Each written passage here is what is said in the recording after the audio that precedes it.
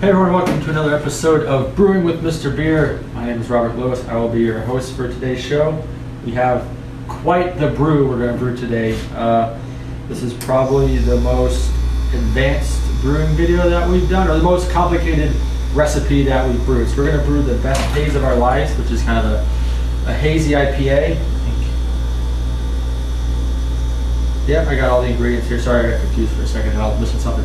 Got everything here. It's a whole lot of hops. So we got Simcoe, Mosaic, and cluster hops. I got the Canadian Blonde, I believe. I'm looking backwards, so no, Classic American Light, Golden LME. We got some two rows, some oat flakes, and some Vienna malt. That's what that is. So, and then also on top of that, you also need a few additional things when you're brewing our partial mash recipes. You'll need a thermometer that can go into your pot so you know what temperatures you have, and some type of strainer or colander to go over your pot when you strain the grains. So we got a massive one here that I actually don't know if will fit into our pot, but we will find out when that time comes. So the first thing you do, like with any recipe or refill, no matter what you are brewing, is you will want to test it for leaks. We have tested our fermenter for leaks. It does not leak, which is good. And then we are going to sanitize that. So, if you're curious about the sanitizing process, just watch this quick video on how we did it. We got our 1 gallon of water in here, filled up about halfway, that 4-liter mark on the back. Basically, you're going to use half the packet of your no-rinse cleanser. You save the other half for bottling. So we're going to pour in approximately half. It's a rough guess. Fold that up, put it away for later. And you want to mix this until it's dissolved. Pretty easy to mix up, especially if your water is room temperature. Alright, once it's mixed, we're going to put our spoon in there. We're going to throw our lid on, and we're going to shake it around to make sure it touches the entire surface of the keg. You're going to want to go upside down. It will leak out of the top because of the notches in there, so you can see it leak in there. Now that we touched everything, then you're going to want to let it sit for about 10 minutes. Alright, so 10 minutes has passed. Once the 10-minute mark is up, we're going to run some fluid out of our spigot here. I usually just kind of give it a 1 and 2 open. We're going to run that into our bowl. That's where we're going to keep all of our utensils. Then we're going to give it one more shake around just to make sure it's good. Alright, so we got that. Then the solution here, we're going to want to put it into our bowl, which will be used to sanitize all of our utensils. So we're going to dump that in there. That's where you add your can opener, your whisk, your spoon, whatever you're using. The rest of this just goes right down the drain. Throw your lid back on. Now you're ready to get brewing. Alright guys, so that is how you sanitize all of your equipment. I got my no-rinse sitting here in my mixing bowl. So now the next step, we're going to follow the instructions here to make sure we don't miss anything. We're going to put our cans of brewing extract and our brew max into warm water. We're going to take our lids off. That was 6 points because I made 2 shots at one time. This yeast we're not going to use, so you can put that aside. Use it for a future brew or for whatever you want to do for later. We're going to put these upside down. We're going to open them from the bottom into our warm water here. And we're going to put our brew max in there as well. This helps it kind of loosen up a little bit and makes it easier to pour. Alright, so while that's sitting in there, we want to mix all the grains well and then add them into a muslin sack. So I got this little bowl, which is clean. It doesn't really like to be sanitized. We're going to spoil that anyway. So we're going to attempt to open all these up. Dump them on in. So we got our 2 row there. We're going to all fit in the bowl. Toss that in the trash. You can kind of see a little difference of each grain, how it looks. That's the 2 row in there. Our oat flakes here. Smells good. It smells like a farm in here. Then we got our Vienna malt in here. So what I'm going to do is just mix them with my hands. And we'll put them into, we'll max out this hop sack and put them in there. Hopefully we'll all fit. Alright, so it's here, it's there, so I'm just gonna mix. Like I said, you always want clean hands when you're doing this stuff. And usually everything mixed so they kind of everything's steeping well and you're not, doing one more than the other. It just helps the whole recipe process come together a little easily. or a little better, I guess would be a better verbiage to use there. So this is our muslin sack here. I'm gonna try and expand this bad boy here. So we're gonna get, basically, I'm gonna get really creative here. I'm just gonna put that like that, flip it upside down. Woo! Almost lost that one there. A little dusty. Ready, but we're good. So you can see that we got this bad boy there, a little stuff falling out from there. So you always want to tie these, and I will take notes from Ashley that you always tie them loosely so the grain can flow freely in the bag. You don't want to make it snug and tight like a baseball, but you can knock someone out. So I'm going to let that sit there. I'm going to drop this in the bowl so it can sit there. One thing I didn't do was put all my stuff in my sanitizing solution, so I'm going to put my scissors in there, my whisk for later, my spatula, mixing spoon, can opener. That's all sanitizing in the solution there. And I got my funnel, which I'll sanitize later. Got my cup here. So let's do, now let's just bring 4 to 8 cups of water. I'm gonna go with 8 cups of water with this one for how long the boil is. We're giving you a recommendation on how much water to use. Always go with the more, not less. That actually might be some little update. As I'm brewing this video, let's change that to just be 8 cups of water. So about 2 quarts. What you want. So you gotta make sure you got a good enough sized pot that can hold that.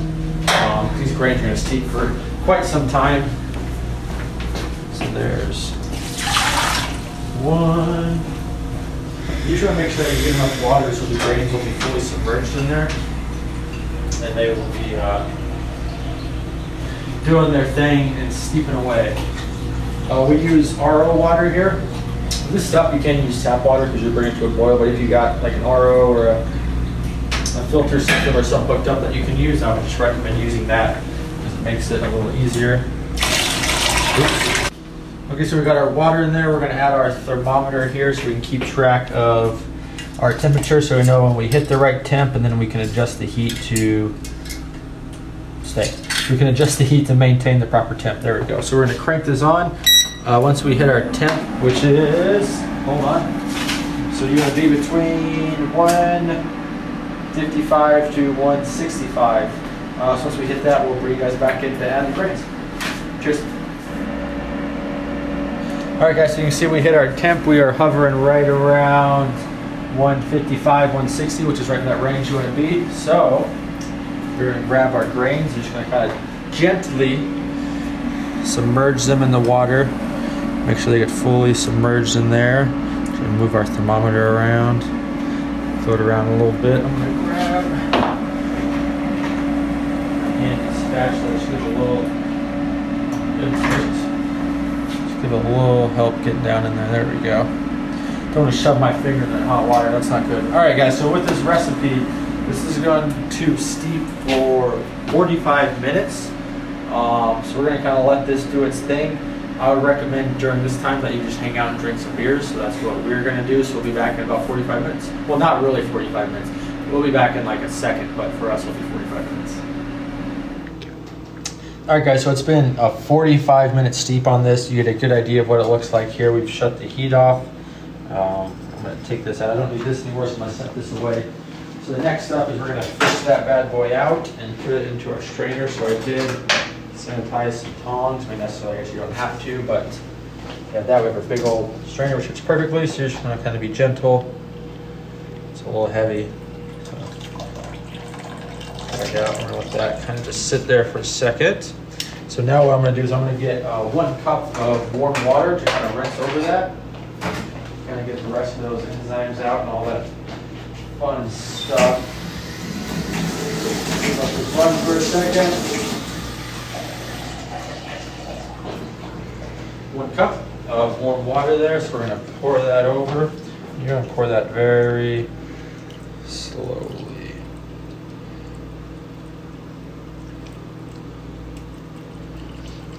It smells like we're making beer in here. I'll tell you that. Hopefully, if you're brewing this recipe, hopefully you enjoyed a good brew for that 45 minutes while you were waiting. Put this here.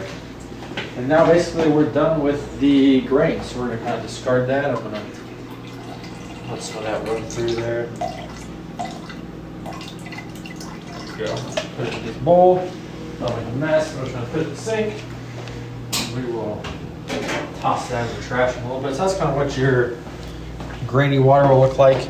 The instructions, we're going to bring this back up to a quick boil, just to make sure everything is thoroughly sanitized and good to go before we add our HMEs. So we will cut right back in a few seconds. All right, guys, so we got this going to a boil. We are going to shut this off from heat, and then we are going to get to adding everything else to this amazing recipe. All right, guys, so we got our pot taken off the heat. Now it's time to get to the mixing of ingredients. So when we first started this brew, we went over all the hops that come with it. So this is kind of a hazy style IPA. So all these hops we got, Cluster, Simcoe, and Mosaic hops. You're going to add those on a dry hop later, so we're not going to use those right now. So on day 3, you're going to add the Simcoe hops. On day 8 of fermentation, the Mosaic, and day 13, the Cluster hops. You most likely have 1 ounce packages, so you'll just have, instead of 6, you'll have 3 packets of hops. But what you want to do with these is we're going to save these in the refrigerator to use them for our dry hop. The fridge keeps them cool, just keeps them fresh. Good place to store hops for any type of long-term storage. So, and you're always drinking a beer. Drinking our M&B Cream Ale. It's a delicious new recipe. Check it out. So we did that where we're at. All right, so now we're going to mix some cans of brewing extract and LME. So I'm going to do the LME first. That's a little easier. So we've had these, sitting in nice warm water for 45 minutes or so. Let's see if I still have skills of ripping these open. Okay. That open. I'm going to use just a spatula for this. So for this one, let's see if we can get a good picture of that coming out of there. Come on. There we go. So these ones are a little tricky to kind of get out sometimes. I do want to get that, before I squeeze all out, I want to get that initial extract mixed in there because this is still very hot. I mean, it's been steeping for 45 minutes, so it's very warm. I don't want that to scorch on the bottom of that pan. So now that I got that, I'm gonna put that back in here because I don't want to make a mess. Usually when between you're using tools and not using tools, I usually just always throw them back in the sanitizer. I think it just helps keep them clean, keeps things fresh, keeps them good to go. You want to make sure, like with your cans of malt extract, that you're getting out every bit of the malt extract that you can. So our packets of LME, this is a liquid malt extract. These are unhopped. This is just adding more malt flavor to the beer. It's kicking up the ABV, adding a touch of color, a little mouthfeel, a little body there. So we got most of that out. We're gonna toss that in the trash. We're gonna mix this up for a second, then we're gonna grab a can. That feels pretty good, actually. I'm gonna scoop this to the side. So this one has 2 cans of HMEs in it. That's why you want to make sure you're using a big pot. That helps. So I have our sanitized can opener here. We're going to do 1 can first. Oops. No.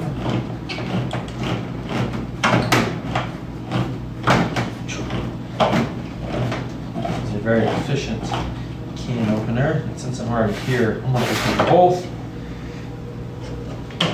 Save myself the. There we go. Save myself the trouble. Yeah, so we have the Canadian Blonde and the classic American Light that does not want to partake in the brewing festivities today, but we will will it to do our needs. Right, so throw that back in there. That was hot. So got that, so we're gonna mix. First can here is a Canadian Blonde. We dump that in there, just mix it up. What I like about using like the bigger pots like this is you can just kind of mix it more vigorously from the get-go here. You don't gotta be careful about splashing. And what I like about using the spatula, most of the brewing videos that we do, is because I can scrape all this malt extract out. You can see how much more I'm getting out of there just by scraping the sides and scraping the back of the can. The more malt extract you get, it's going to help all the flavors, your ABV, mouthfeel. You're just going to get the full representation of what that beer should provide. That. Now we got 1 more can.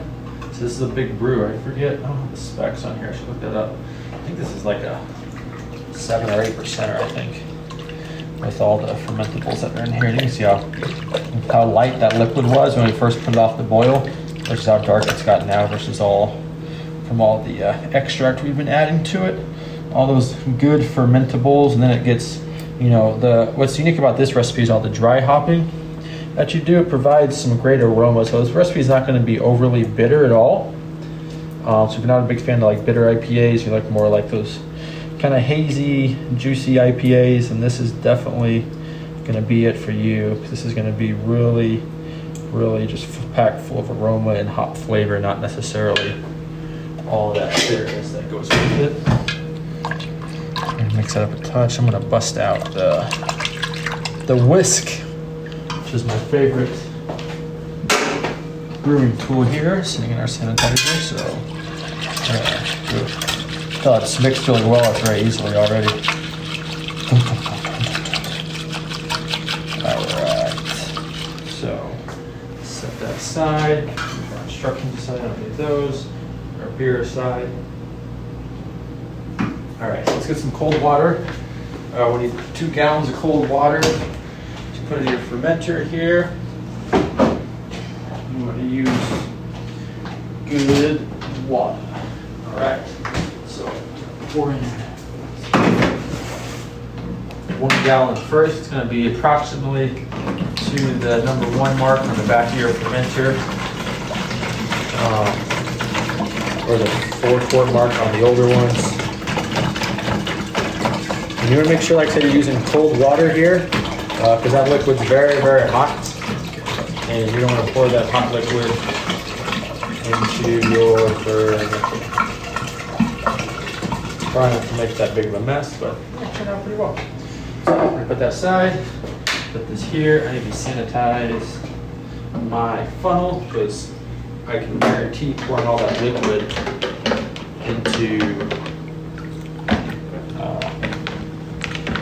into that fermenter will make a mess. So I use a funnel a lot. It makes it very easy.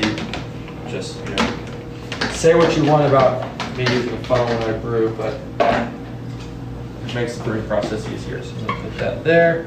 I'm going to lift this up one more time. I'm going to use this again so it goes back in the sanitizer. And let's get this over a little bit for you guys to see. Try to get a good shot of all this. Whoop. Still made a mess there a little bit. Like I said, it's just a lot of fermentables, a lot of liquid going in there. That's why on these big recipes like this, where you're doing a lot of boil from the get-go with a lot of water, you want to make sure you're using cold water, because now I have less room to top that off with cold water. And if it's warm and you put your yeast, that yeast is going to not be very happy. So you can almost see how close it is to the 2 mark. Got very light color. I like that color that's looking right there. So adding some more cold water in. Looks like it's in need of some good aeration as well. Let's see where we're at there. Yeah, making quite the brewing mess today. That's pretty solid there. So now before we pitch our yeast, we are going to aerate this bad boy vigorously. You want to get all those bubbles in there. It helps promote yeast growth, all that fun stuff. If you missed curls at the gym and arm day, you can just do this for a while and that will make up for the lost workout for the day. And then you can drink an extra beer afterwards. All right, so we got that. We're not using any of the gold packets that came with the cans. We're using US-05 for this one. Good, just clean fermenting yeast. Works well for IPAs. It is a bigger packet, but we are using the whole packet. Drop some little yeasties there. All right. We're going to sprinkle that bad boy in. This is going to be, with all those malt extracts, this is going to be a vigorous fermentation. So you might want to put this on like a cookie sheet maybe, or just someplace in case it leaks out of the top. It won't ruin your counters or anything like that. Put our lid on it. And we're good to go. So that's going to wrap it up. So I think, let me see here. So this recipe ferments for 21 days. And like I said earlier, you're going to do a dry hop on day 3 of fermentation, on day 8 of fermentation, and and on day 13 of fermentation. And those are pretty straightforward. Just open the top of the lid and dump those bad boys in, and you're good to go. We don't use any hop sacks for the dry hopping with this one. It's going to ferment for, like I said, for 21 days. It's going to ferment between 68 to 78 degrees. Our brew room here is 70. Ideal temperature is 70 to 72. And yeah, that wasn't too bad. You know, it's a little bit of a waiting doing that long boil, but you hang out, drink some beers, it makes the time go by quick. Hope you guys enjoyed the video. If you did, please give it a like or a comment. Make sure you're following us on all social media platforms. We're at Mr.Beer on YouTube, Instagram, and Facebook. And yeah, that's it. We will see you guys for our next brewing video. Cheers.